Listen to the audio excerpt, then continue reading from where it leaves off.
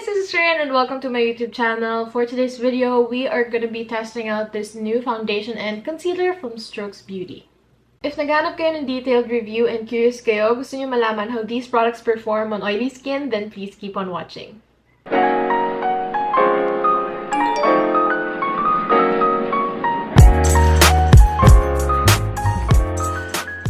So first things first, nakalagay dito sa packaging, oil-free soft matte liquid foundation. So, nakalagay dito sa ingredients list, top 1 niya is aqua, but I don't think this is water-based kasi meron din siyang mga silicones. But regardless, I'll pop the ingredients list here so you can see for yourself. You can pause the screen na lang. Does this have SPF? Wala. Wala siyang SPF, which is good kasi hindi ko naman kailangan ng SPF sa foundation kasi gumagamit naman ako ng sunscreen before makeup.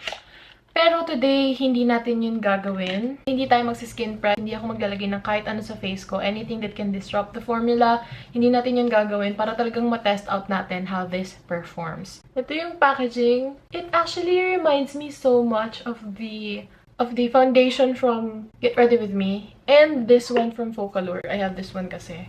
Itong sa Focallure talagang kamukha siya ng Get Ready With Me halos. Open na natin. Nakita ko na to sa mga reviews. Ganito nga yung packaging niya.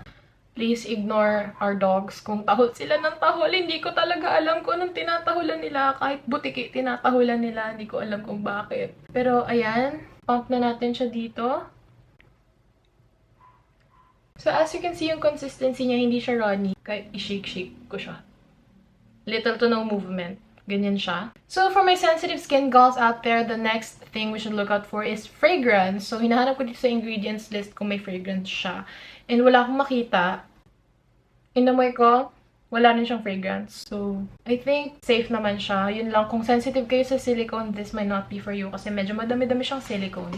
So, hindi na ako masyadong dadada. Let's go. Let's apply kasi 6:09 na and alis ako ng 7 PM to buy groceries and sunduin ang aking kapatid. Okay, so wino-warm up ko lang siya dito sa hands ko tapos isuswatch ko siya dito sa gilid ng face ko. Feeling ko masyado siyang yellow sa akin pero pag blend out natin, feeling ko okay lang naman siya. Wait, izo-zoom ko pa kayo para mas kita nyo. Yan. Kaya ko ba to? Kitang-kita na masyado yung mga imperfections ko sa mukha. Pero okay lang. Ito ko muna siya sa half ng face ko ilalagay. Ah, wait. May nakikita akong interesting na ano dito. Ito, super dark niyan. Hindi ako nag-color correct or anything kasi nga gusto natin i-test out yung coverage niya, yung performance niya, kung paano siya mag-perform alone. So, lagay lang ako dito. Tapos, blend natin with the brush. Oh my God. I can say na-cancel out niya naman yung redness, pero hindi niya fully natakpan kasi kita pa rin natin eh. So, lagay pa tayo isa. Tignan natin kung kaya natin siyang i-build up. Parang medium coverage lang siya for me. Pero baka need natin na ipaset muna siya. So, mamaya na natin patungan ng isa pang layer. For now, let's proceed to this part right here. Half lang muna yung lalagyan ko kasi para makita nyo yung difference later. Medyo light lang siya sa akin ng konti. Or I think, dahil sa undertone, kaya ganyan yung itsura niya. One pump lang yung nilabas ko kanina, pero ganito pa rin siya kadami. Yan pa lang yung nagagamit ko. Oh my God, malulubat na yung camera ko. Wait lang. Now, I don't usually put foundation sa under eyes ko kasi nga, problem ko yung creasing dyan sa area na yan, lalo na dito sa line na to. Nag-form siya ng line. Pero, for the sake of reviewing and testing out this foundation, try natin. Tingnan natin yung coverage niya. Kung mako-cover niya ba yung dark circles ko without color correcting.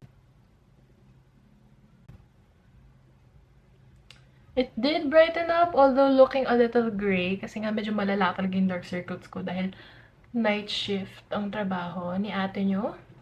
Pero yan yung difference niya. This is the side with foundation on. And this is without. Parang sa camera, it appears slightly luminous, pero tinitignan ko dito sa salamin, matte siya. As in, completely matte. Lagyan na natin itong kabila. Di ko pala nasabi kanina, but I'm in the shade light 2. Yun na yung pinili kong shade kasi masyado ng light sa akin yung light 1. Feeling ko magmumukha na akong espasol dun. Let's try to cover that up. Nakita niyo ba yung mark na yun? May mga nagpi-peek through pa din na mga imperfection, mga marks. Ayan. Pero dito sa personal, yes, medyo na-cancel out niya yung redness. Natakpan niya naman ng maigay kasi hindi naman na mukhang red yung mukha ko. Nakita niyo naman siguro kanina. Super red. So, again, sa side na to, hindi na ako maglalagay ng foundation para ma-test out naman natin yung concealer alone. Okay, balikan na natin itong mark na pinaset lang natin yung foundation kanina. Itong mga to. Since yan lang yung areas na need ng coverage. Tapos, ang gagawin ko, ipapaset ko muna dyan yung product. Medyo hayaan natin sila dyan matuyo muna. Tignan natin kung mako-cover completely or kung gaano kalala yung coverage na matatagdag. So, wait, zoom in ko ulit kayo. Meron akong dry patches dito. Because of the pimple. Ayan. Kung nagsettle ba siya sa dry patches. It did emphasize my dry patches. So, kung meron kayong dry patches like me, kailangan nyo ng medyo effective na skin prep for this foundation kasi nga matte talaga siya. Ngayon na medyo dry na to, let's try blending it out. For me, okay naman yung coverage niya. Nothing a concealer can't conceal. Oh, to may dark marks pa pala ako dyan. Na-miss natin. Pero, ayan. And, the big reveal. Itong part na to. Okay. Okay, buildable siya. Yun lang, dapat careful kayo medyo sa pag-blend. So, ayan siya when blended out. Super nag-improve yung kulay. So, yes, this foundation is definitely buildable. This is how my skin looks like with the foundation on.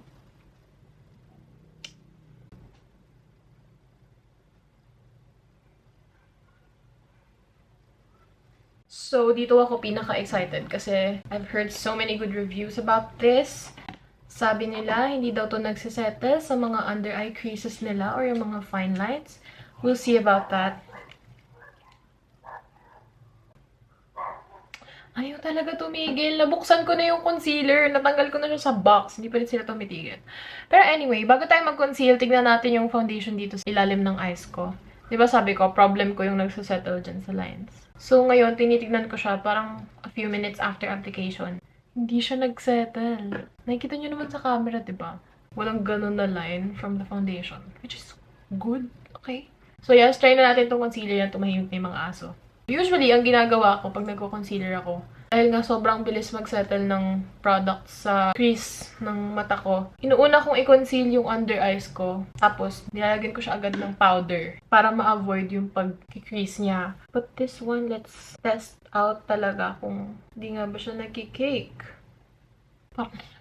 Napadami yung lagay ko. Super dami. So, kung maglalagay kayo ng concealer na to, kontian nyo lang. A little goes a long way with this product. Ayan. Hindi ko nakikita nyo sa camera yung line na yun. Diyan palagi may nagsisettle na product. Damay ko na to kasi medyo malalim yung area na yan. And parang meron akong mga milias and syringoma dyan. So, ayan o. Parang masyadong dark. Oh, ito pala. Good way to test din yung dito sa lids. If naka-follow kayo sa TikTok ko, meron akong sunscreen review doon. Tapos, kitang-kita yung creasing sa lids ko.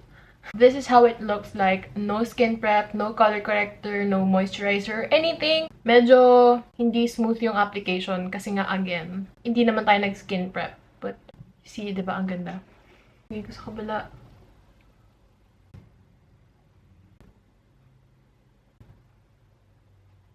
This is the side with foundation and concealer. And this is the side with the concealer alone.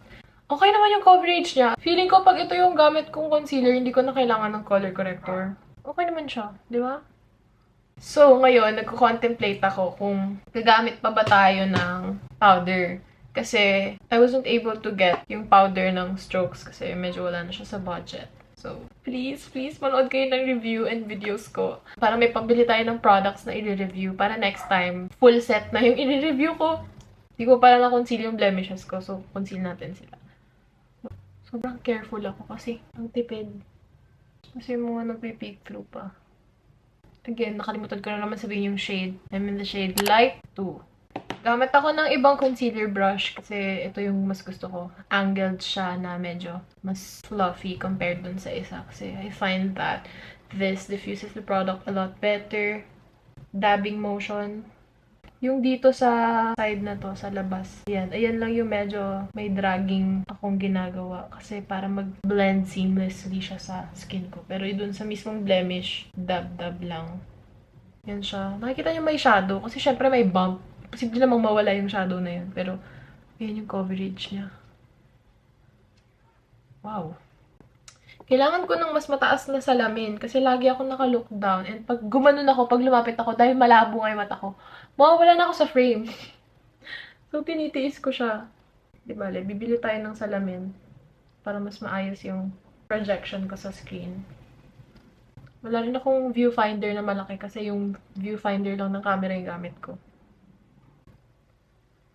Kung kailan hindi ako nagsasalita, hindi ko kailangan magsalita. Saka tumigil yung mga aso. Nakakainis. Kaya dati talaga, usually nagfi-film ako ng mga videos pag madaling araw na. Kasi yun yung time na tulog sila and yun din yung time na walang dumadaan na mga tricycle. So wala kayong maririnig na broom broom.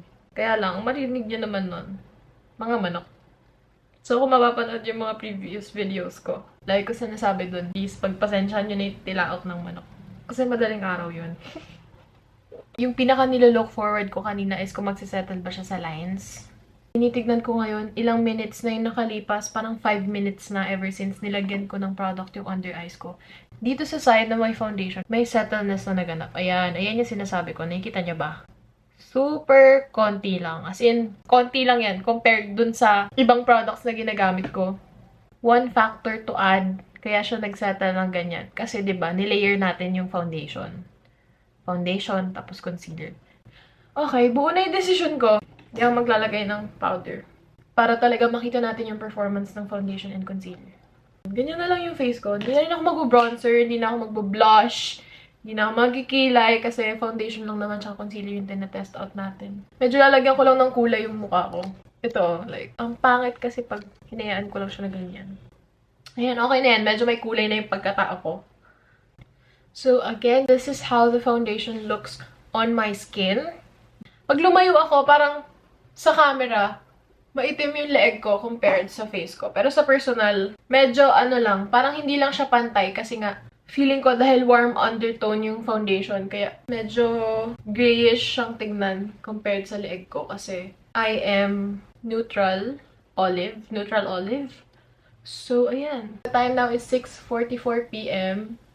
So, bibihis na ako, tapos lalabas na ako, mag-grocery ako, and then susunduin ko yung sister ko sa school. Magmamotor lang ako. So, update ko kayo later. Okay, so skin update. Ayan, as you can see, yan, pinawisan ako. Hindi ko siya pupunasan para mamaya pagdating sa bahay. Kita natin kung paano siya mag-perform. Pero ayan, nakikita nyo. May creasing na dito sa side na may foundation and concealer. Dito sa may concealer, so far, may konti, pero halos wala. So, update ko na lang kayo later. So, now, 8:26 p.m. na. And kakauwi ko lang galing sa grocery. And yun nga, sinundo ko yung kapatid ko. If nakita nyo dun sa clip kanina, pawis ako. As in, pawis ako. And hindi ko pa hinahawakan yung mukha ko. As in, hindi pa ako nagpunas ng pawis. Hindi ako nag-blot. So, medyo may nakikita na akong oiliness dito sa nose ko. Yan.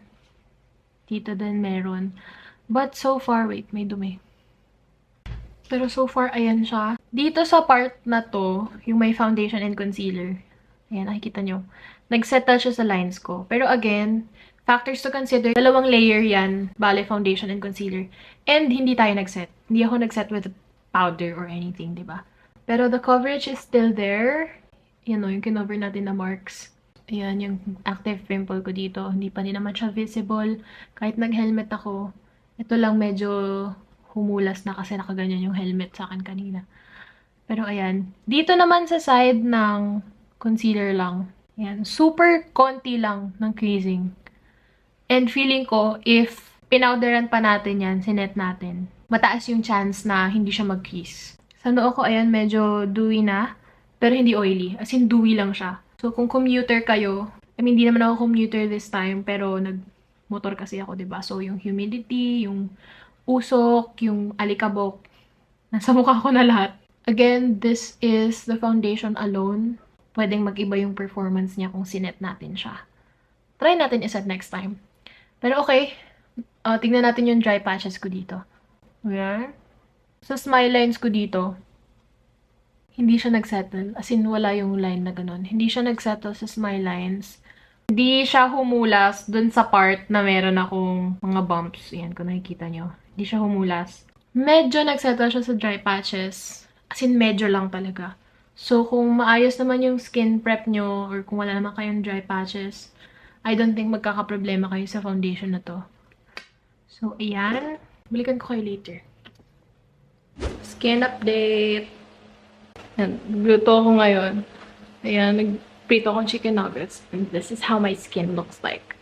Ayan, I can say pawis yan. Hindi pa yan oil. Ayan. Grabe ako magpawis sa ilong. Nakita nyo, di ba? Ayan, ayan. Pero hindi ko yan pupunasan. Para talagang makita natin. Ganyan kagrabe yung pawis ko.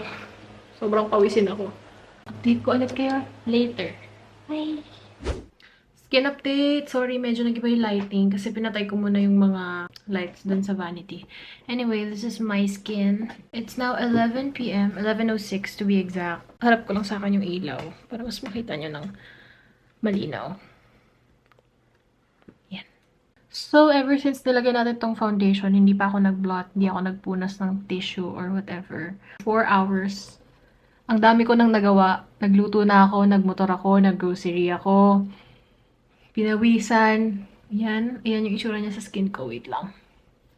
Coverage, still there, as you can see. Medyo nagpi-peek through. Pero hindi pa rin nawawala yung coverage niya sa pimple mark. Dito sa skin ko, parang dewy lang siya. Hindi siya oily. Dito sa gilid. Ayan. Pero dito ako pinaka nag-oil up. Kasi talaga namang oily ako dyan sa banda na yan. Creasing. Smile lines, walang nagsettle. Sa gilid ng nose, medyo super slight. Kayang-kaya yan ng retouch. Mamaya try natin mag-retouch. Then sa under eyes, definitely nag-crease nga dito dahil again, nilayer natin yan. Dito sa concealer, I'm quite amazed kasi halos wala. Pag binlend mo yan, pag binlend out mo yan, mawawala rin siya. Halos hindi mo na makikita. Try natin mag-blot. May namumuong pawis sa nose area ko. So, hindi ko alam kung paano ko tatanggalin yung pawis nang hindi matatanggal yung oil gamit itong tissue. Hindi ko na lang hahawakan yung tissue. Hila-light hand ko lang talaga siya. Para ma-absorb lang yung pawis na excess. Ewan ko kung makikita niyo yung transfer kasi black siya. Pero, ayan. Dito. Kita ba? Actually, super konti ng oil. Ang konti lang nung na-absorb niya. Isa pa. Parang dewy lang talaga yung mukha ko. Kung paano ko ipapakita sa inyo. Pero ito lang yung na-accumulate na oil, oh. Yung part na medyo naging translucent. Ayan, oh. Ito, feeling ko sa noo madami. O, diba? Ayan, ganyan itsura niya when blotted. Ito yung side na blotted. Ito yung side na hindi blotted. Honestly, super konti na ng oil na yan. Kung nakita nyo lang itsura ng mukha ko sa ibang foundation and concealer. Ayan, dinuzoom ko naman para makita nyo kung anong itsura niya sa skin ko talaga. Hindi siya super hulas. Medyo nag-cake siya, yes. Pero kasi consider nyo na hindi naman tayo nag-powder, hindi tayo nag-set, hindi tayo nag-setting spray, walang skin prep. So, very ano lang talaga siya. As is. So, tapusin ko lang mag-blot. Oh, wait. Ito pala. Ito yung side na may foundation, yung lids. Ayan, medyo nagsettle siya sa lines. Dito sa concealer lang, nagsettle din siya. I have oily lids, so talagang magsasettle siya dyan. Pero feeling ko, if meron namang powder or eyeshadow, hindi naman siya ganyan. So, blend na lang natin. So, this is how my face looks like when blotted. Kuha ako ng brush na hindi ko pa nagamit. Tapos try natin kung kayang i-retouch to nang hindi nagdadagdag ng product. So, ito, nakuha na ako ng brush. Ayan. Ayan. Sabi ko kanina, nagsettle siya medyo sa dry patches. Tingnan natin itong crease na ito kung kaya natin siya i-blend na hindi mawawala yung coverage. Nakita nyo, ang sagot ay yes. Pwede siyang i-retouch. Kita nyo yung texture kanina ng nose ko. Pag binlend natin siya using a brush, flawless na siya ulit. Kaya lang, syempre, since ilang oras na yung nakalipas, huwag nyo nang i-expect na magiging matte siya ulit. Except na lang pag nag-powder kayo. Pero tingnan nyo, nakita nyo, dito oh. Hindi siya masyado nag-cake. Mag-check tayo ulit later, mga 1 AM siguro. After 2 hours. Balikan ko kayo ulit. So, this is gonna be my last update. Hindi na ako nakapag-update kanina kasi medyo na-busy ako with work. Tapos, nung nagkaroon ako ng free time is, nag-edit na ako. In-edit ko na yung first part ng video para mahabol ko siya today. And ngayon ay September 12 na. So yes, umaga na. And this is my last update. Bago ko tanggalin yung makeup ko kasi nalalagkitan na ako sa itsura ko. Very dewy na siya. So check natin. Wait, zoom ko lang kayo. Medyo nawala na yung coverage dito sa taas. Pero okay naman siya. Although yun nga, medyo nawala yung coverage niya. Ito, yung pimple marks ko dito, medyo nagpipeek through na rin siya. And medyo obvious yung stickiness niya dahil parang dry patch ko yan. Nose area ko yung pinakaunang nahulas kasi yan talaga yung pawisin and ayan talaga yung pinaka-oily na part ng face ko. Dito, sa gilid yung dry patches. Ganun pa rin naman. Parang walang pagbabago. Ganyan na rin naman siya kanina. Hanggang ngayon, ganyan pa rin siya. Dito sa baba. Same thing. Medyo nagpipeek through na rin yung blemish. Pero guys, tignan niyo yung oras, 5 AM na. Iniwan ko siya kagabi, 6:44, and sabi mo ng 7 PM. So, almost 10 hours na siyang nasa face ko, and ganyan pa itsura niya. So, kung maalala nyo kanina sa previous clip, binlend natin, ano yun, 11 PM. So, 6 hours later, ayan lang yung product na naipon sa kanya. As in, ganyan ka konti. Dito sa side ng concealer, halos walang naipon. Totoo yung claim ng concealer na hindi siya nagkikrease. I mean, nagkikrease siya, pero kung sinet natin, feeling ko hindi nga talaga siya magkikrease. Kung tatanungin niyo ako personally, will I reach out for this foundation? Yes, definitely. Kasi so far, sa lahat ng foundations na na-try ko, siya yung naging maganda yung performance sa skin ko. Yung iba kong foundations after 10 hours, hindi ganito yung itsura niya. As in, sobrang haggard tignan. Ganon.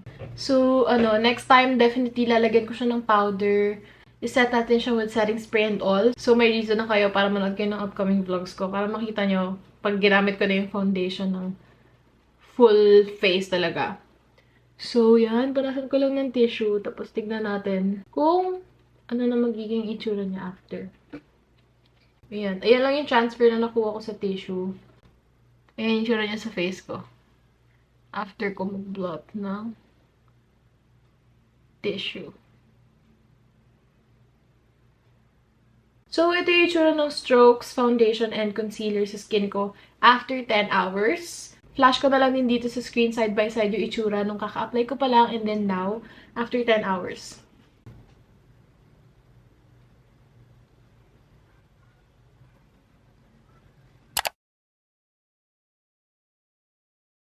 So, ayan. I hope you liked this video and kung nakatulong sa inyo itong video review na to, then please give it a thumbs up and subscribe to my channel if hindi pa kayo nakasubscribe para updated kayo sa mga susunod ko pang videos, vlogs, and reviews.